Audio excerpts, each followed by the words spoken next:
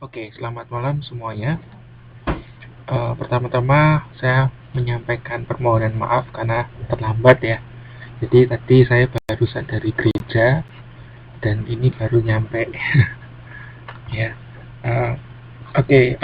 Malam hari ini kita akan belajar sama-sama untuk mata kuliah kebijakan dan strategi pemasaran. Ini materi pertemuan pertama online kita. Jadi akan ada 2 modul yang akan kita bahas. Yang pertama adalah peran dan kedudukan pemasaran. Kemudian yang kedua adalah analisis situasi pemasaran. Oke. Nah, ini adalah peta kompetensi. Jadi kalau Anda lihat di modul, peta kompetensi ada di halaman awal-awal itu ya. Itu dijelaskan apa saja yang Anda perlu miliki ya, kompetensi apa aja yang perlu Anda miliki itu. Nah, kemudian yang di sebelah kanan itu adalah modulnya ya.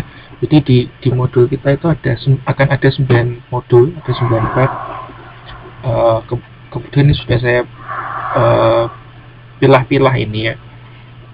Jadi modul pertama dan kedua akan kita bahas pada pertemuan kedua.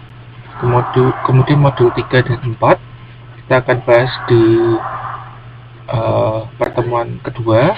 Kemudian 3 dan 4 kedua. Kemudian modul 5 sampai 8 kita akan bahas pada pertemuan keempat. Jadi ini kita padatkan materinya nanti untuk modul 5 dan 8 ya.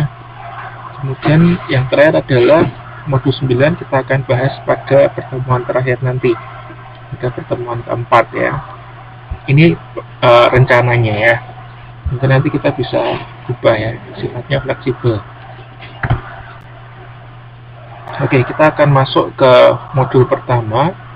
Ini adalah kegiatan belajar pertama mengenai peran dan kedudukan pemasaran ya.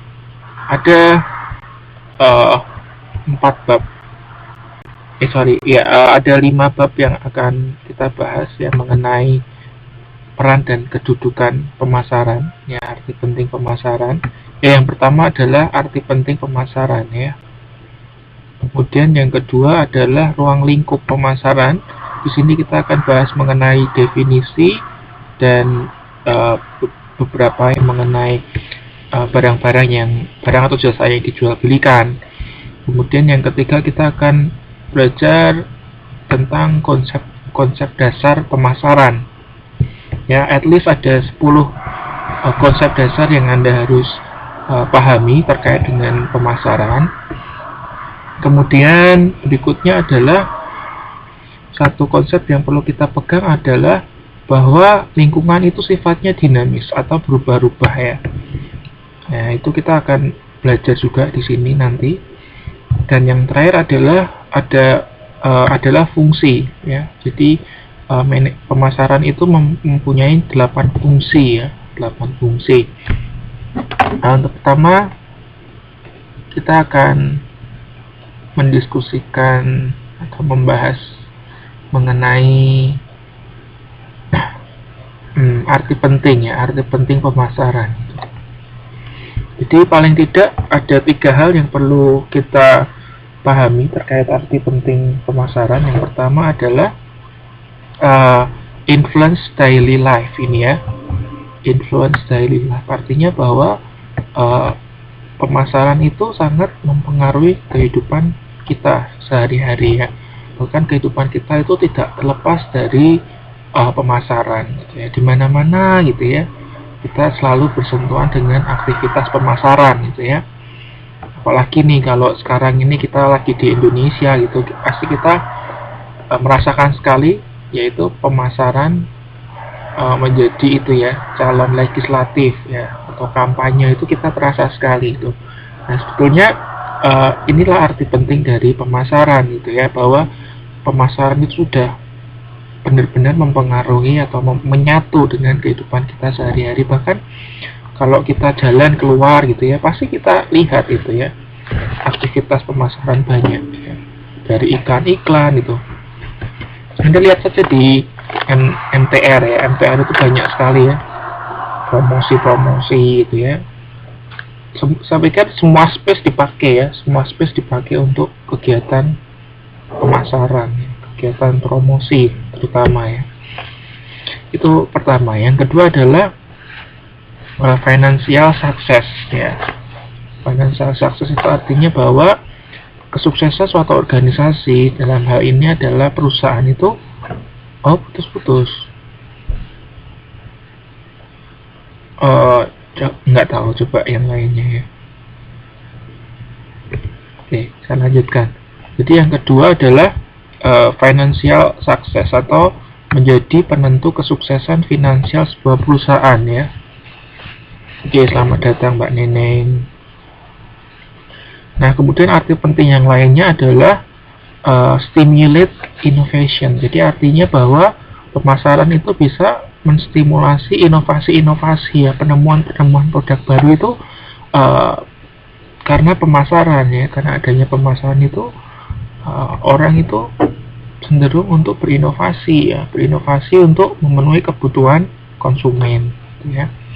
Nah, ini untuk arti penting dari pemasaran itu Anda bisa baca lebih detail lagi di modul ya. Tapi paling tidak 3 hal ini adalah yang mendasari arti penting pemasaran. Oke. Iya Mbak, jadi nggak ada gambarnya, maksudnya apa? Kamera ini. Memang tidak pasang kamera kok ya, soalnya kalau saya pasang kamera biasanya itu akan lemot ya, nanti suaranya malah tambah putus-putus gitu ya. Ini saja nggak pakai kamera aja lemot, apalagi kalau pakai kamera ya.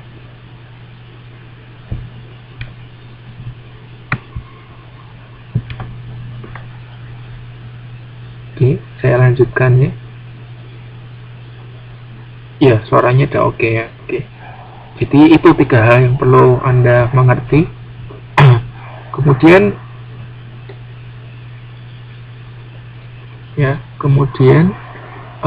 kita masuk ke hal kedua adalah ruang lingkup pemasaran. Ada paling tidak 3 hal yang perlu kita pahami terkait dengan ruang lingkup pemasaran. Yang pertama adalah definisi pemasaran ya. Definisi pemasaran itu adalah ada 3 aspek penting dalam kita mendefinisikan pemasaran. Apa itu pemasaran? Yang pertama adalah pemasaran itu adalah fungsi atau sebuah proses ya. Ya, jadi pemasaran itu sebuah fungsi atau proses untuk mencapai atau memenuhi kebutuhan konsumen ya melalui transaksi. Jadi 3 konsep ini perlu Anda pegang ya untuk mendefinisikan apa arti pemasaran.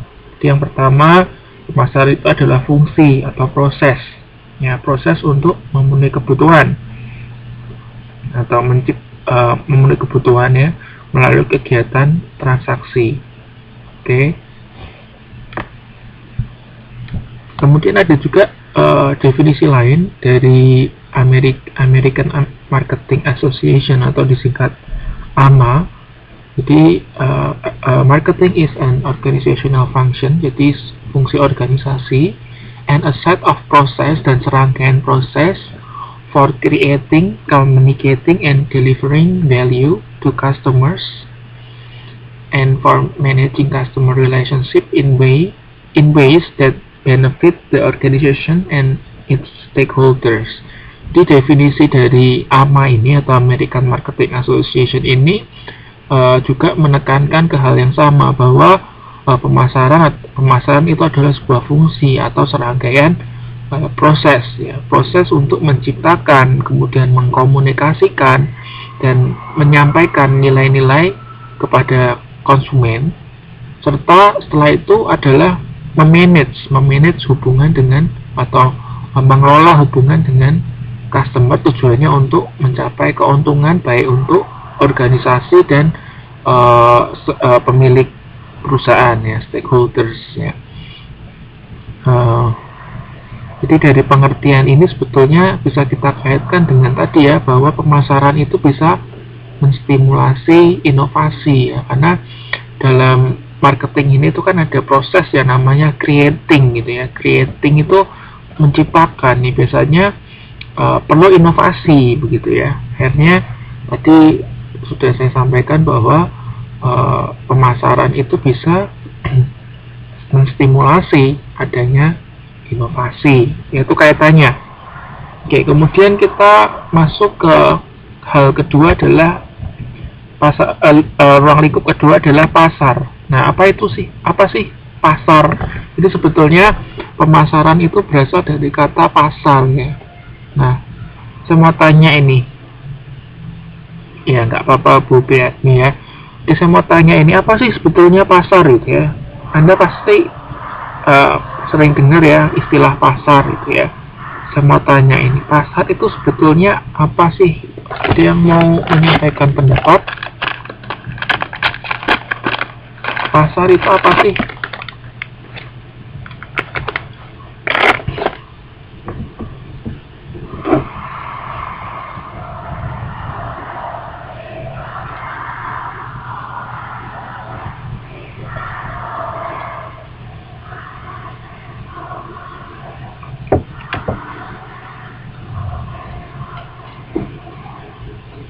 Oke, betul sekali ya.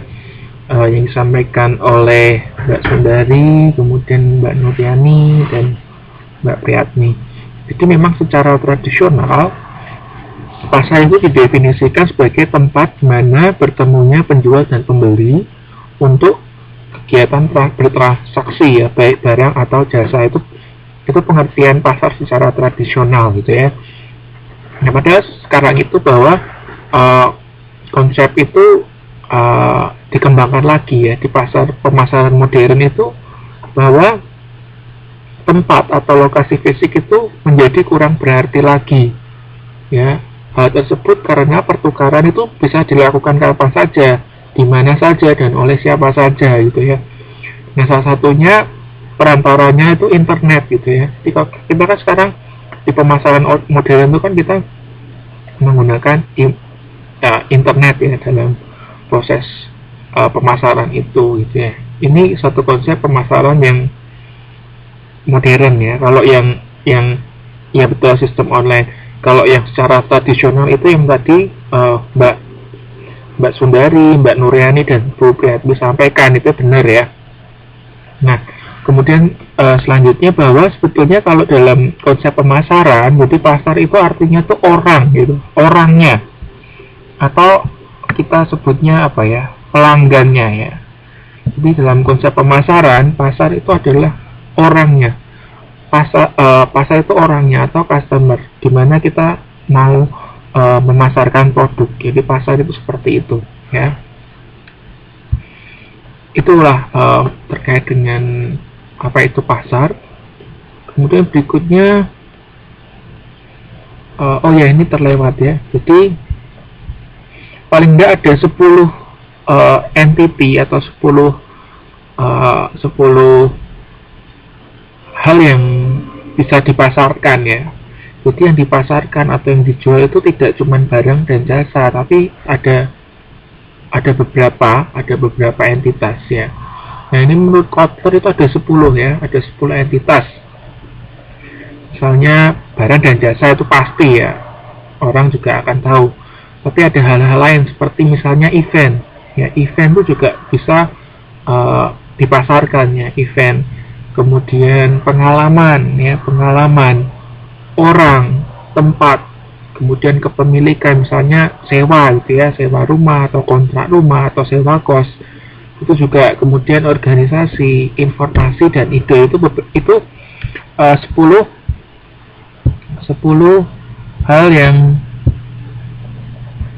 10 entitas yang disampaikan oleh Kotler yang bisa dipasarkan. Oke, kemudian ini ada pertanyaan nih. Kemudian ada pertanyaan dari Bu Priatmi ya. Berarti bisa disebut sekelompok orang ya Pak? Iya, betul ya. Di pasar itu bisa disebut sekelompok orang. Kemudian Mbak Neva, ini ada apa Mbak Neva ini?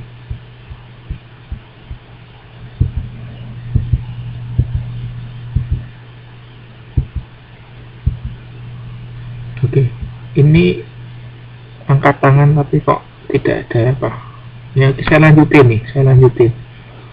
Oke, berikutnya adalah mengenai, itu sudah sedikit saya singgung bahwa lingkungan dalam dunia bisnis atau pemasaran itu selalu berubah, ya, artinya dinamis, ya. Ya pasti ya, bahwa kita memang sadari bahwa segala sesuatu itu berubah, ya, atau dinamis. Nah, paling tidak ada berapa ini?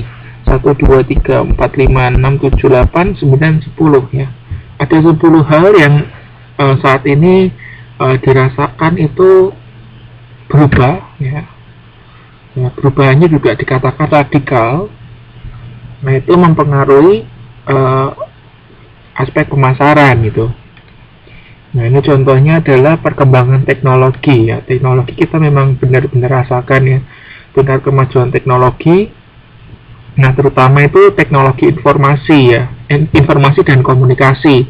Ini kita lihat kan, memang kita lihat itu sedang berubah, ya, sangat maju, ya, sekarang, ya. Kemudian kita lihat, ya, sekarang bahwa transaksi bisnis itu semakin booming, ya, di mana-mana gitu, ya. Kita pakai internet untuk memasarkan produk gitu, ya, untuk kegiatan pemasaran kita juga pakai internet itu. Nah, ini perkembangan teknologi ini menjadi satu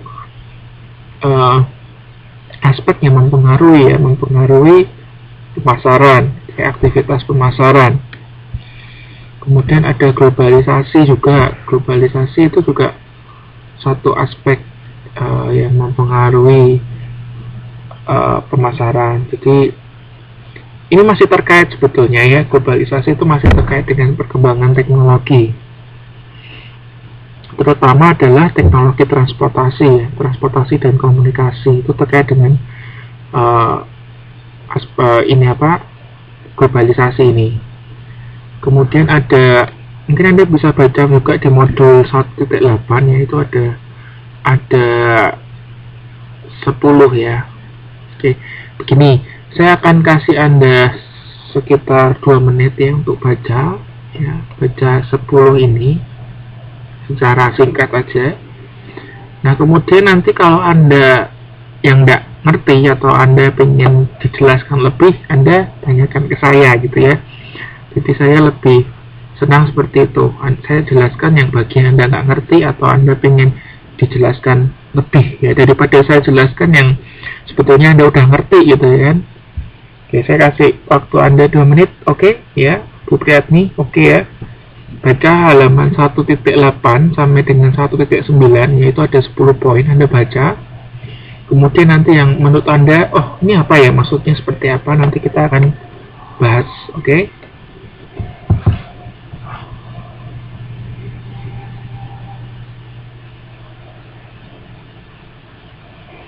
Jadi 10 hal itu yang berubah itu, pertama adalah teknologi, kemudian globalisasi, deregulasi, privatisasi, kemudian pendidikan dari customer, ya, ada customization, ada competition, industry convergence, kemudian retail dan disintermediasi, ya. Oke.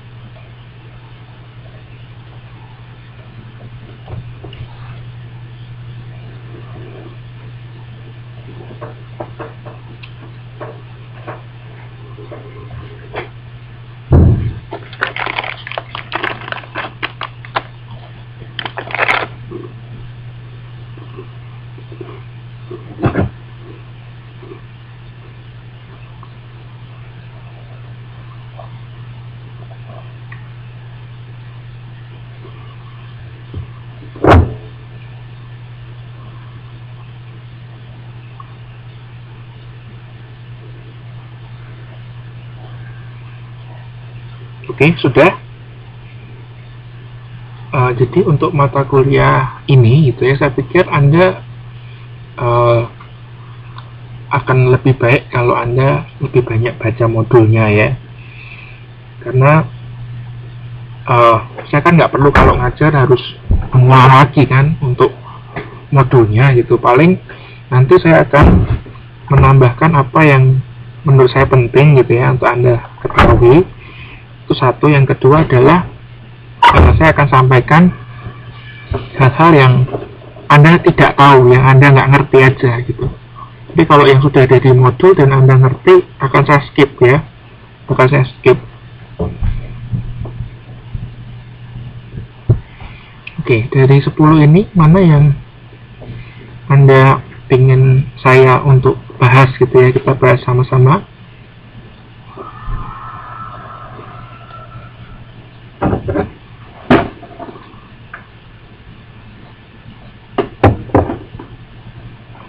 Oke, dari Mbak Yani ini ya, Mbak Yani tanyakan mengenai nomor 3 dan nomor 10. Oke, kita ke nomor 3 ya. Jadi nomor 3 itu adalah deregulasi. Kemudian nomor 10 adalah disintermediasi. Oke, kita ke nomor 3 dulu ya. Deregulasi dan debirokratisasi telah melanda semua negara di dunia. Beberapa negara yang dulunya merupakan negara komunis yang memiliki amat banyak regulasi dalam kegiatan bisnis, sekarang telah mulai melonggarkan berbagai aturannya. Hal ini mengakibatkan banyak pemain baru masuk dalam suatu industri dan akan meningkatkan tingkat persaingan di dalam industri tersebut. Nah, ini sudah ada contohnya ini ya. Salah satu contohnya adalah dalam bisnis penerbangan di Indonesia yang dulunya hanya dikuasai oleh beberapa pemain saja, misalnya Garuda Indonesia, Merpati, kemudian Pelita Air Service. Sekarang telah banyak bermunculan para pemain baru. Jadi begini, mengenai deregulasi itu mengenai aturan ya, aturan yang diberlakukan pemerintah terkait dengan dunia industri. Nah, ini sebagai contoh ini kan, dulu Indonesia itu kalau perusahaan penerbangan itu dibatasi ya, cuma ada Garuda Indonesia dan Merpati. Nah, sekarang kita lihat kan bahwa aturan itu sudah dirubah gitu ya, sudah terjadi deregulasi. Sekarang swasta boleh gitu ya, swasta boleh. Di Sriwijaya itu kan swasta boleh bergerak di bidang industri penerbangan. Lion Air boleh, Batavia boleh. Sekarang Batavia sudah nggak ada ya. Jadi ada Sriwijaya, ada Lion Air yang saat ini mungkin swasta yang kuat ya di Indonesia. Jadi intinya deregulasi itu terkait dengan peraturan ya, peraturan pemerintahan ya. Ya, seperti itu. Kemudian yang ke-10 ya, Bu Priyatwi dan ya, jadi privatisasi itu bagian dari deregulasi Bu, betul ya. Jadi privatisasi itu bagian dari deregulasi ya. Jadi deregulasi itu adalah perubahan regulasi ya, perubahan peraturan. Salah satunya privatisasi juga ya. Oke, kemudian yang ke-10 ya, Mbak Neva dan Mbak Yani juga tanyakan ya, disintermediasi ya. Oke, saya bacakan. Keberhasilan pemasaran secara online seperti yang dilakukan Amazon.com, Yahoo, eBay telah menciptakan proses baru dalam bisnis. Perusahaan yang dulunya memerlukan peran perantara agar produk yang dihasilkan dapat sampai ke pelanggan dengan baik, sekarang ini tidak lagi, terutama lewat teknologi internet. Perusahaan tidak lagi memerlukan intermediasi atau perantara lagi agar produknya sampai ke pelanggan. Ini menimbulkan berbagai peluang baru sekaligus juga ancaman baru bagi perusahaan perantara atau distributor. Jadi mengenai disintermediasi itu sekarang kecenderungannya bahwa perusahaan itu tidak lagi memerlukan peran perantara gitu ya. Mungkin dulu ya, eh, misalnya perusahaan sepatu ya, sepatu Nike gitu ya. Atau jangan Nike lah, misalnya HP aja lebih gampang ya. Nah, kita ngomong perusahaan HP Apple gitu ya. Mungkin zaman dulu Apple itu kalau customer kalau mau beli gitu ya, itu harus lewat toko dulu, belinya di toko-toko HP dulu gitu ya. Tapi sekarang gitu ya, pembeli atau customer itu bisa langsung beli dari perusahaan Apple-nya ya. Anda bisa pesan atau beli lewat internet gitu ya. Memang ada, saya pernah tahu itu di website resminya Apple, mereka itu menyediakan satu halaman di mana halamannya itu Anda bisa beli produknya Apple langsung dari Apple-nya. Nah, jadi nanti barang yang Anda ingin beli itu akan dikirimkan langsung dari dari Apple-nya gitu ya. Ya, meskipun memang saat ini ada juga ya, Apple kan menggunakan mediasi atau mediator dalam menjual produknya. Tapi ya, Apple melihat satu cara lain, alternatif lain untuk memasarkan produknya, yaitu ya lewat online gitu. Jadi sebetulnya di intermediasi itu terkait dengan poin yang pertama, yaitu tentang perkembangan teknologi informasi, yaitu internet ya. Contohnya seperti itu. Ya, ngerti ya? Masih ada hal yang bingung?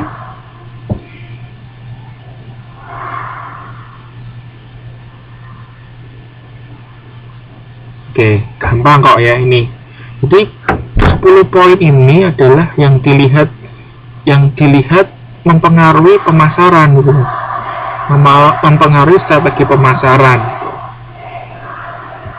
Oke, kalau sudah jelas semuanya, saya lanjutin nih ya. Saya lanjutin ke konsep pemasaran ya. Anda bisa lihat di atas ini. Ini konsep pemasaran yang saya lingkari lagi nih. Nah, ada 9 konsep. Oke, ya, ada 9 konsep pemasaran yang perlu Anda, konsep dasar ini ya, konsep dasar yang perlu Anda pahami. Yang pertama, kebutuhan, keinginan, dan permintaan, atau kita sebutnya need, want, and demand ya. Nah, saya mau tanya ini, apa sih sebetulnya perbedaan antara need atau kebutuhan, want atau keinginan, dan demand atau permintaan? Ada yang mau menyampaikan pendapatnya gitu? Oh Pak, kalau kebutuhan itu seperti ini Pak, contohnya seperti ini. Kalau want itu seperti ini, seperti ini. Ada yang mau menyampaikan? Kalau Anda mungkin bolehlah baca-baca dulu di halaman 1.10 itu ada itu. Ya, 1.10 itu ada. Ya, oke, apa sih demand, apa sih need itu, kebutuhan itu apa sih? Apa sih itu keinginan gitu. Karena 3 hal ini adalah yang akhirnya membuat marketer atau pemasar itu berpikir gitu ya, bagaimana cara memenuhi kebutuhan, keinginan, dan permintaan dari pelanggan gitu ya, dari pasar. Oke, Mbak Eli ini mau jawab ini. Jadi needs itu kebutuhan yang mendasar. Oke. Kalau itu wants apa Mbak?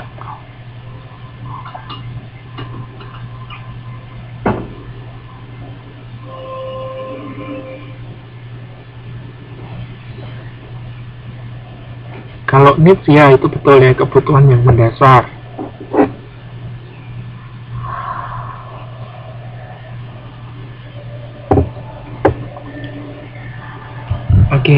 Oke, betul. Jadi memang intinya kebutuhan yang mendasar ya.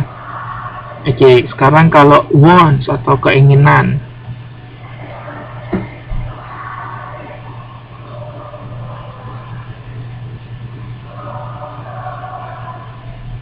Kalau keinginan apa? Ayo. Oh ya, keinginan tuh maksudnya